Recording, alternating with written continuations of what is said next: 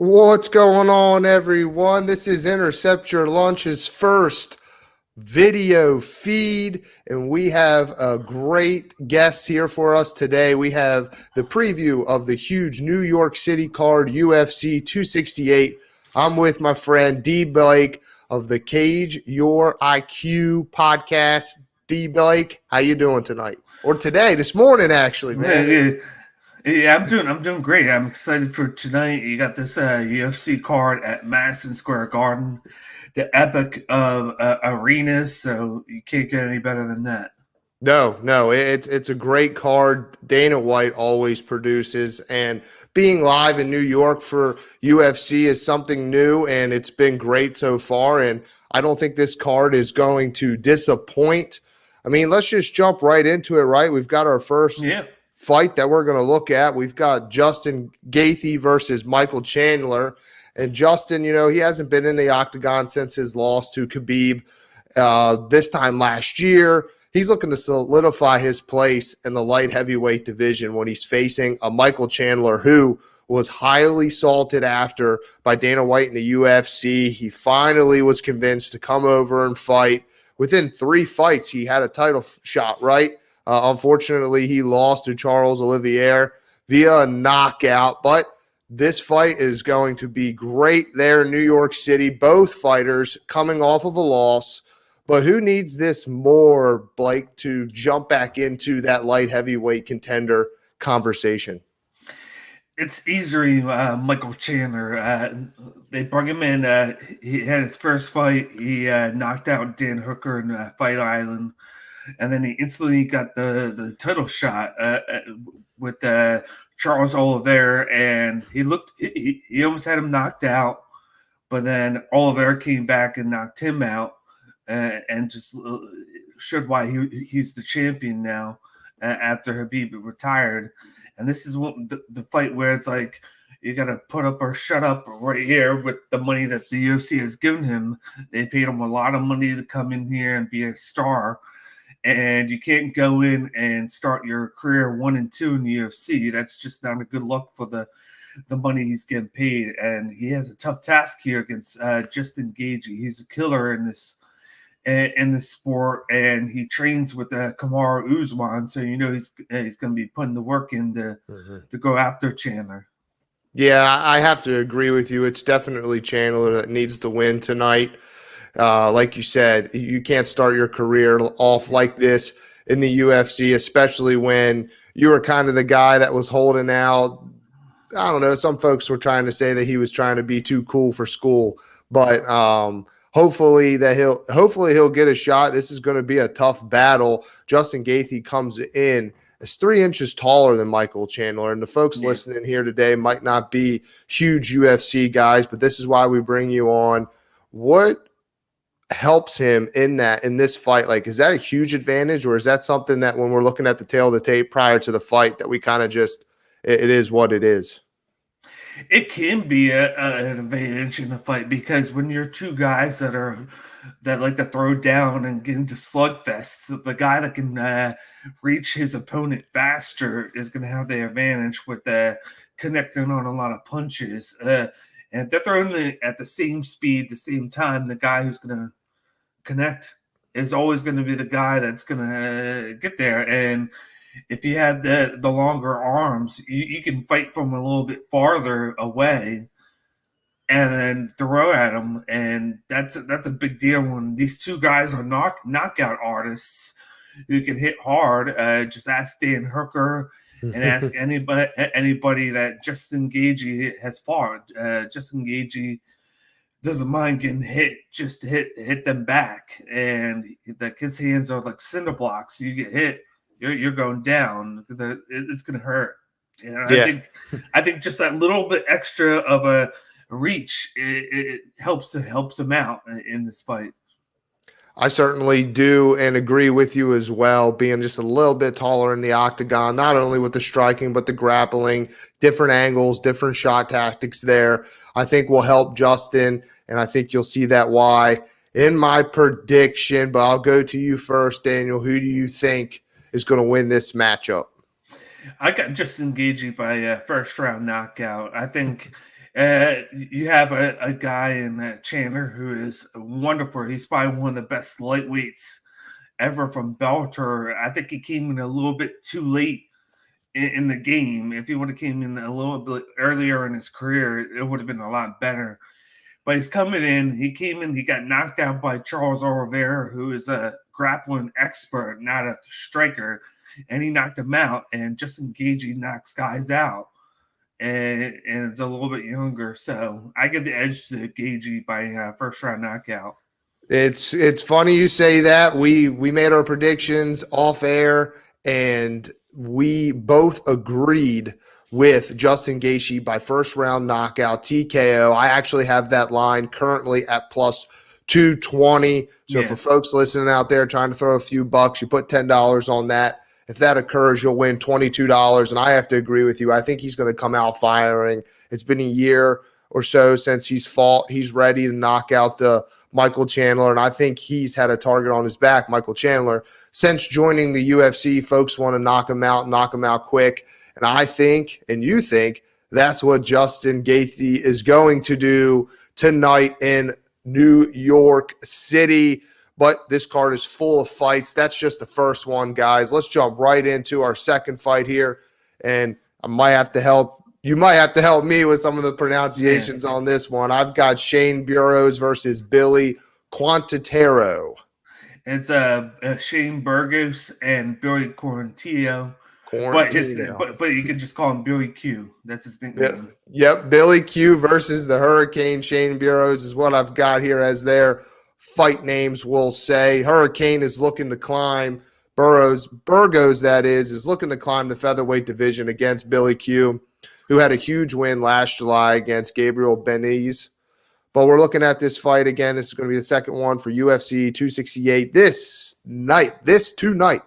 The underlining story here is Burroughs got cut from the UFC before, and he's trying to make himself stay. Does a loss here, making it a 3-fight losing streak, kind of end his time here with UFC again, or does you think Dana White will give him another shot to stick around?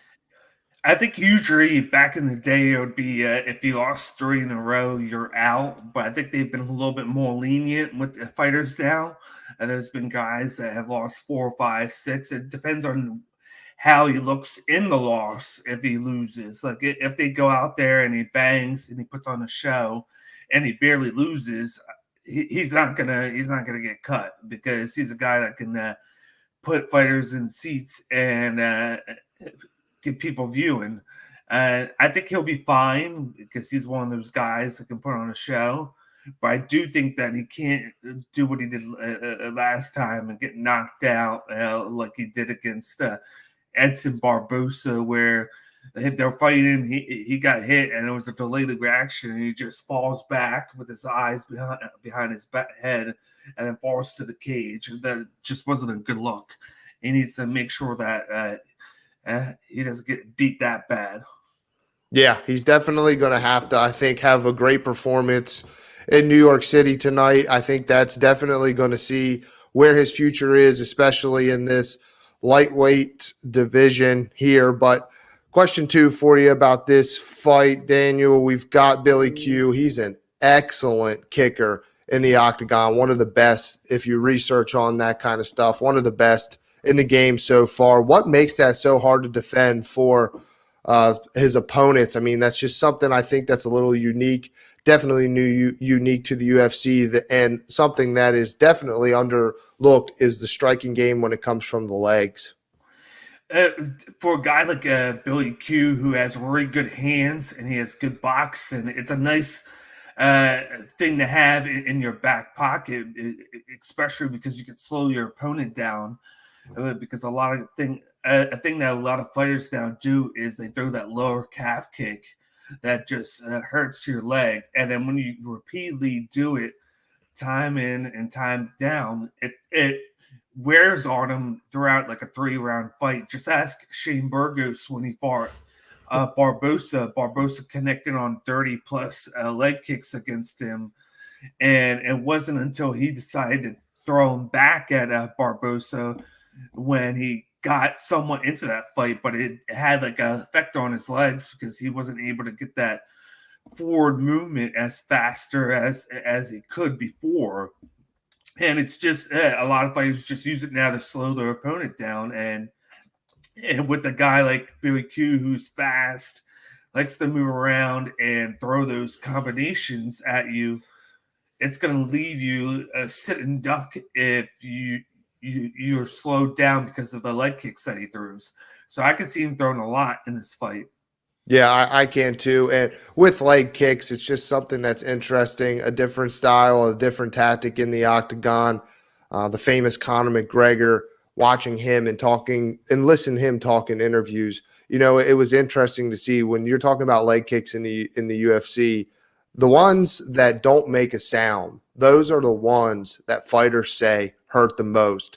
So when you're watching a fight tonight and you see Billy Q kicking, you're going to hear a lot of slap, slap, slap, slap. But if you hear a couple of them that don't make no noise, that's going to hurt Burroughs in this fight. And we're looking at this one prediction-wise. I'm going to start us off here. I think Shane Burgos gets the win. I'm actually going to take the money line tonight at -200. Billy Q is the flashy pick, I think, here. I think a lot of folks will like those odds. But I always like to say the hungrier dog runs faster. Shane Burgos needs this win to potentially stay and keep his livelihood in the UFC. So I'll always bet on the man that has to have that happen. Cage my IQ. What are you thinking? I'm going with there's a nice line on here. I'm going with the Billy Q by decision. It's plus 350.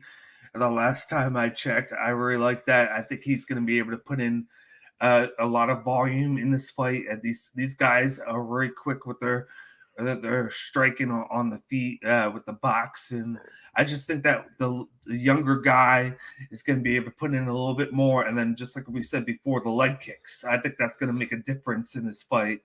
As long as he doesn't get knocked out, he should be able to win by decision.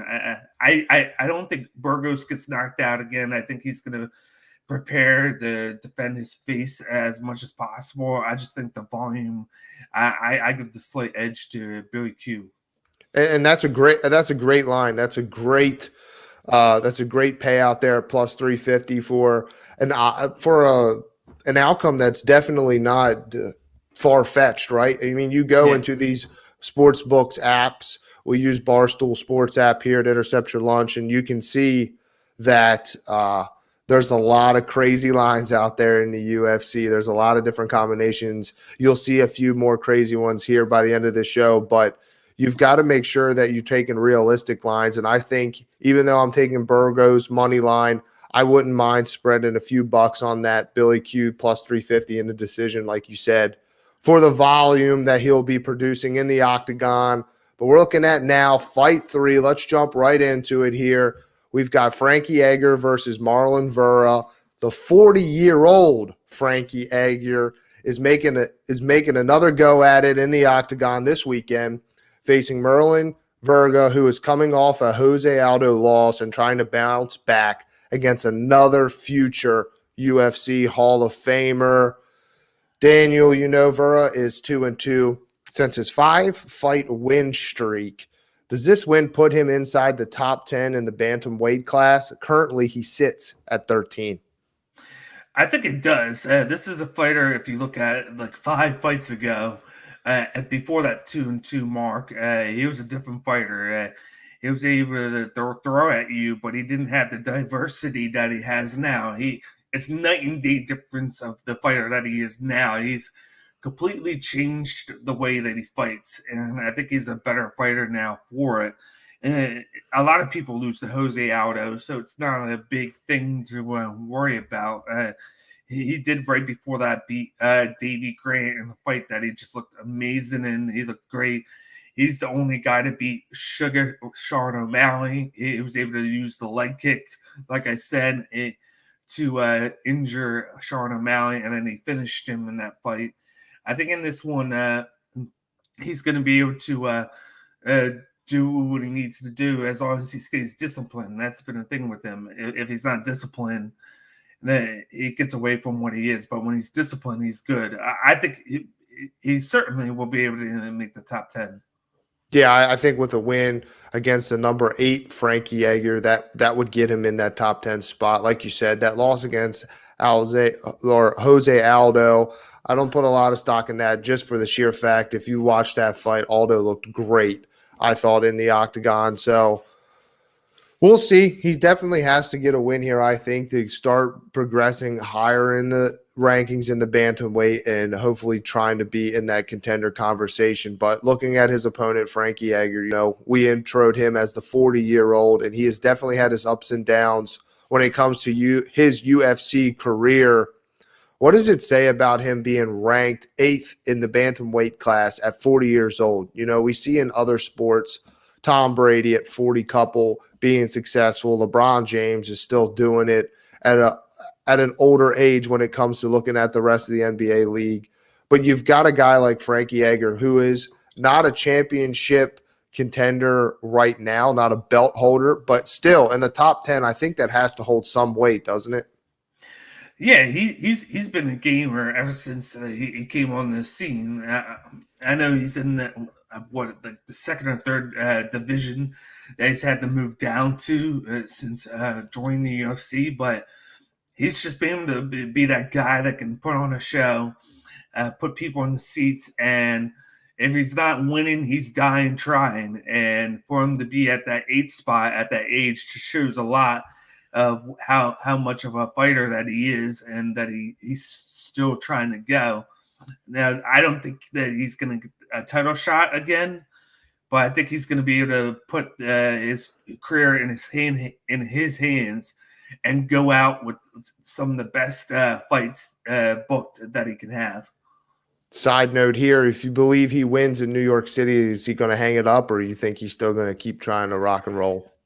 He has come out and said that he wants to go longer, but if he can win in New York City, I definitely think he keeps going. But if he loses, I feel like he hangs it up, because you don't want to keep going farther and farther and farther with the career that he's had. You don't want to go out on the 3-4 fight losing streak. You want to be able to go out on your terms.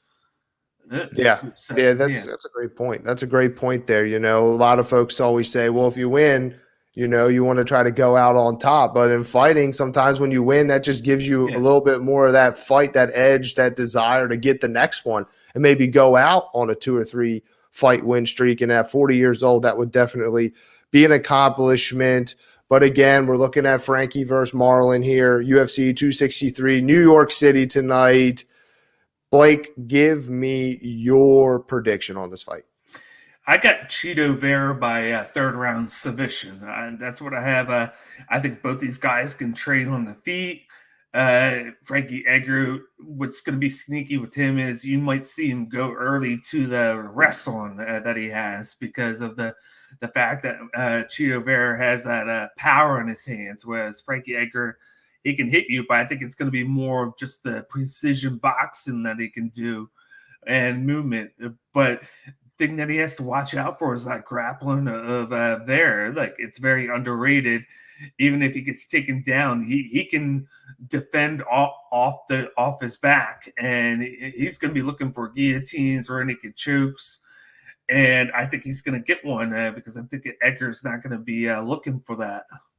That's a great point. And my prediction kind of goes with you on that. I've got Vera by decision plus 188. Like you said, I think he's going to have a different style in the octagon tonight. He might not get the submission. That's where I'm a little different than you. Yeah, I don't know if Frankie can hold his own there, but if he controls the fight the entire time on the mat, I think that they'll give him the decision win there, plus 188 for you folks out there. Throw $10 on that. Win $18. We've got the hot picks for you here at Intercept Your Lunch, but we're looking at our next fight here with Cage My IQ. We have our first title fight of UFC 268. We've got Thug Rose versus, and again, man, this is why I bring you on. You help me with the pronunciations. It's Weili Zhang. or you can say Zhang Weili. It goes both ways. All right, we're going to go with Zhang Weili here versus Thug Rose. This, again, like I said, the first title fight of the UFC 268 card tonight in New York City, and it's due to be a good one, I think. Thug Rose is a fan favorite here at Interception Launch. We love her style and what she does in the octagon, and she's facing the number one contender in Zhang Wei, who was beat in last April by Thug Rose. So she's looking to bounce back here. Zhang has been a dominant force in the strawweight class and is looking to regain her belt this weekend. The UFC definitely profits off revenge title fights, right? Whenever somebody loses that belt, they quickly try to get that rematch to keep that fire, keep that fuel, keep those fans, keep us interested in what that series is going to hold for the UFC. This, I think, is going to be a big one in the terms of sales. But where does this revenge title fight rank for you in terms of 10 being, one of the tops that we'll have this year, or kind of being on the lower end that we'll see? I got this at out of a 1 to 10 scale. I got this at a 9 because if you look at when Zhang Weili came into the UFC, it was only probably 2.5 years ago. And in the first 6 months, she fought 6 times. A lot of people don't know that. She fought a lot. And then she took another 6 months and had the title shot. She won that against Jessica Andrade, I believe it is. Then she went and had that war, one of the best fights ever against Joanna Jędrzejczyk, 6 months after winning the belt. And then she took a year before she fought this fight.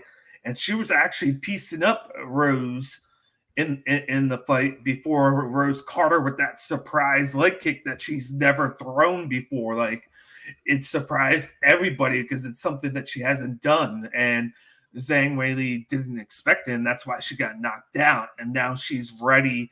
She's motivated to get her belt back. And then, of course, Rose is motivated to keep it, because it was so emotional for her to get it back after she lost the belt her first time. It's just going to be two beasts in the octagon that are ready to go to battle, and I think this is going to be just a war. I think they're going to have a great fight, and it's going to be hard to decide who's going to win. Yeah, I have to agree with you there. Scale 1 to 10. I'm with you around a 9 there. I think this is going to be one of the better revenge title fights we have this year, if not the best. And it's going to definitely be a battle here. We've got Thug Rose, right? Let's look at her. She got the TKO in the first round last battle. What will Zhang need to do to avoid that again? I know you brought up that surprise leg kick. Maybe she trained for that. Maybe she didn't. Maybe she just thinks that was a fluke. But what does she have to do? What does she have to do in her corner to make sure that doesn't happen again? I think she has to keep the fight close. Don't get within the kickboxing distance that Rose likes to fight from. Zhang Weili, she has a small reach, definitely for this one, and I think she has to keep it within the fight pocket, stay close, where she can just throw bombs at Rose, because Zhang Weili can go all 5 rounds. And as you saw in that war with Joanna Jędrzejczyk, and just make sure that she keeps an eye out for some surprise leg kicks or throws, because if she doesn't expect anything, she's going to get knocked out. Just like the other way, Rose has to watch out for Zhang Weili too.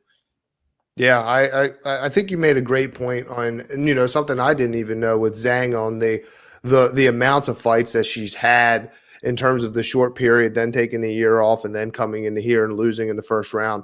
Maybe trying to get that mojo back and fighting a lot and getting into training more and getting to see things from a film room perspective will help her moving forward against Thug Rose. Again, we both think this is going to be a great revenge title fight here. Predictions on our end here at Interception Launch. We like Zhang Wei to win and be under 3.5 rounds, taking that together. It's one play. You don't have to take both separately. It's one play, a line that is offered at plus 315. for you gamblers out there. $10 would win you $31.50. I just think that Zhang's going to come out. She wants to get this win, but she's also a fighter that, I don't think she's going to get too hyped. She's going to just run in there, right? I think that she's going to be calculated at first. And I think Thug Rose had a great kick last fight. She, like you said, she didn't have a great fight. She had a great kick. I think that's going to hurt her moving forward. I think this one will end early. Again, under 3.5 rounds. Give me Zhang. Daniel, what are you thinking? I picked Zhang Weili by third round knockout. That's what I have because I think just like you said, she's going to be very calculated. She came in, rushed in last fight. She got a lot of volume in before the leg kick, but she wasn't paying attention to that. So I think she's going to be more aware. I think her awareness is going to be up at an all-time high, but she's still going to be able to get inside and pour out that volume. And I think it's going to have an effect on Rose. And then Rose is going to slip in round 3. And then I think Zhang Weili is going to catch her and knock her out. That's a good prediction. We're sort of on the same page there when it comes to the first title fight we have. But this is the one that I'm ready to preview with you, Daniel. This is the main event. We've got Kamaru Usman versus Colby Covington. We're excited here at Intercept Your Lunch for this one. Mr. USA, Colby Covington, who in our NFL preview show on this past week, make sure you check it out, NFL Week 9, we took Colby Covington in a parlay to win his fight here. So there's a bet for you in our previous content. We've got another prediction with Cage My IQ on this one. But again, Mr. USA, Colby Covington, another fan favorite here at Intercept Your Lunch. We love the guy. He's trying his hand again by taking down the UFC's pound-for-pound #1 fighter, Kamaru Usman. Usman is looking to keep his dominance in the welterweight division here. He's been solid, just running through the competition on this one. Has already beat Colby Covington before. But I think one of the biggest things with Covington is his antics outside of the ring. He's very comical. He's very interesting. He's always got something quick to say to opponents. Do you think those types of antics, especially against Usman, a guy who doesn't seem like he really falls for that kind of stuff, plus they've already fought before, do you think that kind of helps him or hurts him in the pre-fight mental game against Usman? I think it helps out a little bit just to get him off fight a little bit, get him a little bit emotional, not fight smart a little bit for the early going. I think Colby does it mostly because at one point he was going to get cut, the rumor was, and he had to get this persona out there for the fans because the fans eat it up. I know we do. We eat up this persona of him, where it's like a little bit of boxing mixed with the wrestling, where you're just hyping people up, you're putting this character out there to get people into the seats, and that's what he does, whether you love him or you hate him. And he usually can psych his opponents out and then get his game plan going. Usman, he's #1 for the week for a reason, because he demolishes everybody, but he's gonna have that slight piece of him that's like, oh, I want to knock this guy out because he's talking trash, because he's saying this and that. And that's something that Colby, if Usman makes a wrong move, could capitalize on it.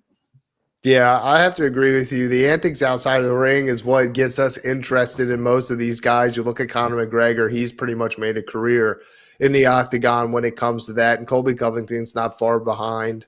He's great outside of the ring. I don't know exactly how much the antics will help him this time around. Usman seems like a fortress that cannot be broken into when it comes to his mental fight game. But we'll see. Like you said, maybe that gives him, when he's, beating up on Covington, maybe Usman's like, you know what, let me go for that knockout. Let me go for that one last shot. And that's where Colby might be able to catch him. But it's going to be a tough challenge, right? Kamaru Usman, like we said, the #1 pound-for-pound fighter in the UFC. If he wins this fight, again, beating Colby Covington and the #1 contender in the division for him, what's next? I mean, where does he go from here? Well, he has a couple guys that are waiting in the the wings. Of course, if Edwards were to beat Masvidal next month in December, he would get that rematch with Usman. They fought each other early in their careers, and Usman won that fight. You got a guy like this. This is my matchup that like I want to see so bad is Usman against Khamzat Chimaev, who fought last week and just demolished Li Jiling in 4 fights. He's only been hit by a strike once. One That's strike crazy. in 4 fights. He's like that Habib protege, and he's just demolishing his opponents. That's a matchup that everyone is starting to want to see because they're like, this guy could very well challenge Usman in every category because he just has that drive and has the weapons. So I think that would be something down the line for Usman to look forward to. But I think in the short term, and like he's just breaking into the top 15, top 10 now. But a guy like Leon Edwards probably would be next. Yeah, that would definitely be a good fight. It'll be interesting to see where he goes. I know there's been some outside chatter of Jake Paul. Does he try to fight for the money? Yeah. I mean, a lot of these guys are getting that talk. I'm sure we'll get to see if Usman wins or loses. Jake Paul will have something to say about this fight. But let's not dive into the antics of outside the octagon. Well, again, we're looking at the main event here. Kamaru Usman versus Colby Covington, UFC 268 tonight. So make sure you guys tune in. Now, I will have to say, I did proceed with caution earlier in the show when it comes to taking those juicy lines that are offered to you guys. But I got to go with my gut here. Mr. USA, give me Colby Covington, round 2 win. Any method, just round 2 at plus 2,200. That's right. $10 on that would win you $220. I just think he's going to try to get in there and he just needs one shot. Let's see if he can do it. I'm going out on a limb here. Again, I proceeded with caution earlier, and I told you guys to watch out for these types of lines. I'm going against everything I stand for and everything I just told you not to do. But Daniel, give us your prediction, on the main event tonight. See, I like that. I like taking that chance because you got to take chances in here. The only thing with me is with this fight is I want to go Covington because I like the annex and I like the fighter that he is. It's just that with how much better Usman has gotten since they last fought, plus Colby Covington hasn't fought in over a year, so I don't know what to expect from Covington from a fighting standpoint. I don't know if he's gotten better or not because he hasn't been fighting. He last fought Tyron Woodley, and the last thing we saw Tyron Woodley do was fought Jake Paul in the boxing ring. So, I think he's going to be ready to fight. I just don't know what version of him is going to show up. Whereas Usman has since changed camps. He's gone to Justin Gage's training camp with I believe it's Trevor Whitman, where he has added leg kicks to his game. He has become more like of a developed fighter, and I think with that, like it's hard for me to go anything other than Kamaru Usman by decision. I don't see him knocking out Covington like the last time. I think that was part of that was the broken jaw when he hit him in round 2, and then he went 3 rounds afterwards. But Colby Covington did start beating on him before that phantom groin shot that kind of changed the whole fight, where it allowed Usman to get back into it and put some beating on Colby Covington some more. But until I see something that changes my mind with Colby, because I want to go Colby and I think he can win, I got to go with the easier pick with the Usman by decision. Yeah, that seems like a almost slam dunk here. I think they're both going to be ready for this fight. Yeah. I think it's going to be a great one. I'm hoping for a slugfest here and a Colby Covington win. But again, Daniel, UFC 268. It's going to be a great one. I hope a lot of folks tune into the show here to get what they need to know, and then tune in tonight, Saturday night, New York City. It's going to be electric with all those fans in there. Wish I could be sitting in the seats. Daniel, you've been on my show before. We've previewed things. We've previewed other UFC cards. Before you go, I don't got the sound, guys, but I do have the banner. You are now entering Rapid Fire. Rapid Fire, Daniel's a series of 10 questions. No notes. I just want what's off the top of your head. Are you ready? I'm ready. All right. Question 1. Do you believe the UFC is missing John Jones? No. Question 2. When Conor returns, what fight do you believe he should take? That is an outside the top 10 fight. Question 3. Are you more of an Izzy guy or more of a Kamaru Usman guy? Usman. Question 4. Do you ever see Khabib returning to the octagon? No. Question 5. What fight of all the ones that we've previewed here today are you most looking forward to? Gaethje Chandler. Question 6. What is your favorite pizza topping? Pepperoni. Question 7, again with the Jake Paul antics. Would you buy Jake Paul versus Jorge Masvidal fight? Yes. Question 8, what is your favorite kind of soda? I would say cherry Pepsi. Question 9, UFC 269 here in a few weeks. Hopefully we'll have you back on to preview this one. The main card fight for that is Oliveira versus Dustin Poirier, famously beat Conor McGregor there a few months ago. Who would you take in that fight currently right now? Right now, Oliveira by sub. And question 10, this is going to throw you off a little bit, so I hope to catch you. Do you believe the Dallas Cowboys are for real? Yes, I do. All right, Daniel, you've survived rapid fire. You think the Cowboys are real, coming from a Washington football fan. That hurts. You like pepperoni. You like cherry Coke. You don't think the UFC is missing John Jones at all. And Conor, which I agree with you, needs to take somebody outside of the top 10 to just get a win. So Joe Rogan's running up to him after that and not on the ground for a broken leg. Daniel, again, man, I appreciate you jumping on, previewing UFC 268 with me. One last time before you go, let folks know where they can catch you and all your UFC content. Well, first, I would like to say thank you for having me on again. And you can find us on Twitter at CageIQ. You can find us on YouTube at Fighters First. We're partnered with the Fighters First Network. It's a couple of podcasts on there. And we have the Fighters First Network where we just pump out a bunch of content for MMA, all different things.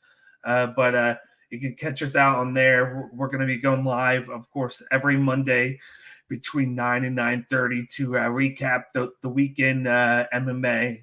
This Monday, we're going to recap Bellator 270, which was last night in Dublin, Ireland. That was a fun card to watch yesterday. And then, of course, we're going to recap 268 as well once that goes off. So check us out on there on YouTube, Facebook, and of course Twitter. And then I'm also partnered with the Sportsbox Network. So check out the Sportsbox on all the platforms as well.